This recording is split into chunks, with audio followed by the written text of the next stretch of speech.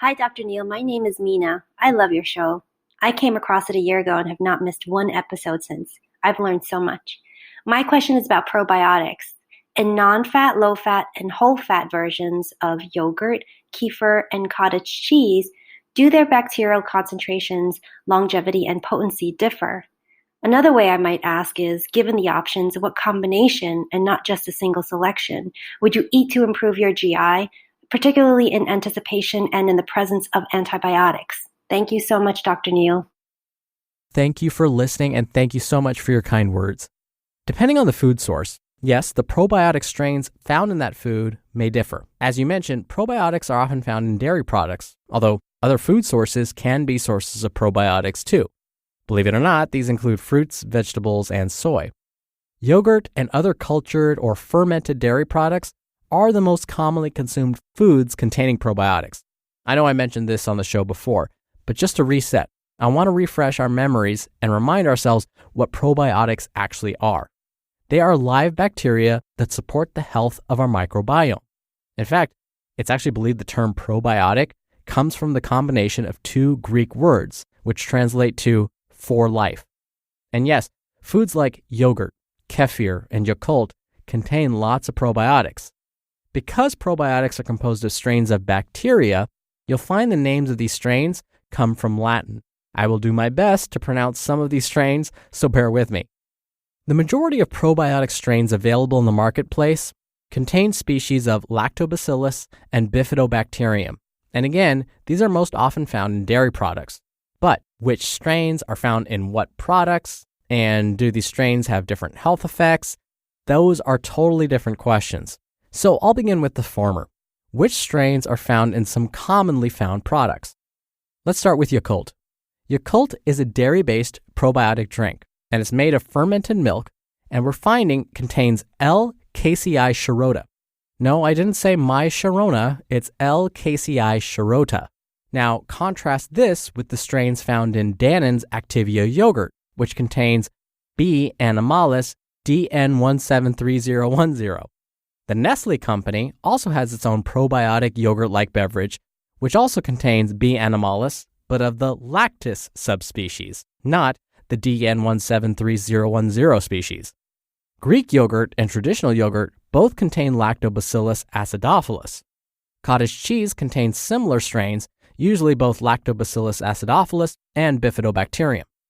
When it comes to refrigerated yogurts, the National Yogurt Association, or NYA, yes, it's a real thing, created a seal that can be found on the packaging indicating when a product contains live and active cultures.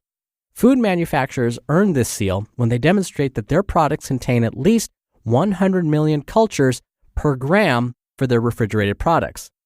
Frozen yogurts also consist of probiotics, but they have different criteria altogether. For products that don't contain this NYA seal, look for a list of specific live and active probiotic strains on the packaging. Now, here's the issue. We don't really know how helpful these foods are when it comes to actually increasing the number of good bacteria in our guts. This is because these foods have to first pass through the stomach before they get to the intestines, where they do the majority of their work. The stomach is a pretty harsh environment for most things, so it's possible that many of those good bacteria are destroyed before they get to the intestines where they can thrive. So as always, I have to rely on actual studies to find out whether probiotics are helpful. Luckily, there are plenty of those. So I was talking about how probiotic strains differ between brands, and there are many, many different types of probiotic strains. Based on the data I have seen, there are some probiotics that are showing promise for helping reduce the symptoms of certain conditions. For example, there are some that may help reduce the symptoms of irritable bowel syndrome, or IBS, like diarrhea and cramping. Some of these probiotic strains are of the previously mentioned Lactobacillus variety. But supplementing with two specific strains of Lactobacillus, Lactobacillus plantarum and Lactobacillus paracasei, seem to be the most helpful. But these specific strains aren't often found in dairy products. Instead, they're found in supplements. So yes, there are many probiotic strains out there, and they vary based on the product and type of food consumed. Most probiotics found in dairy products are of the Lactobacillus and Bifidobacterium varieties. But again, there are subspecies of each of these, and that's where we often see differences among dairy products specifically. we must be careful before supplementing with probiotics. So I just mentioned that there are 2 strains of probiotics that may help with IBS specifically, but they're not often found in fermented dairy products, so they need to be supplemented. But we must be careful before supplementing with probiotics. As I mentioned many times before, the supplement industry is kind of like the Wild West right now. Supplement manufacturers are creating products that aren't being tested by independent third parties. So they're putting fillers in their products and marketing them as supplements. It's very possible that you could go out and purchase what you think is a probiotic supplement, but if we were to actually analyze the product to see what it's truly made of, we might find it contains no good bacteria at all. Or if it does contain good bacteria, there aren't enough of them to make a difference. Most of the studies suggest that getting doses of 1 billion live probiotic cultures may be what's required in order to see any beneficial effects. When it comes to proper storage of these probiotics, we have to be careful. Some require refrigeration, whereas others may be stable at room temperature. It really depends on the brand and the probiotic strains.